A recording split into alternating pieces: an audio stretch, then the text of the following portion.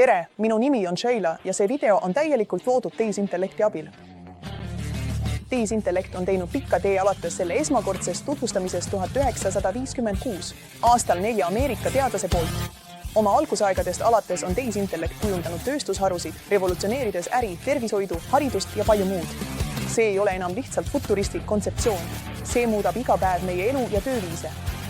Alates Turingi arvutusmasinatest ja intelligentsusest kuni tänapäevaste läbimurreteni kõnetuvastuses, autonoomsetes sõidukites ja isikupärastatud meditsiinis on tehisintellekt dramaatiliselt arenenud.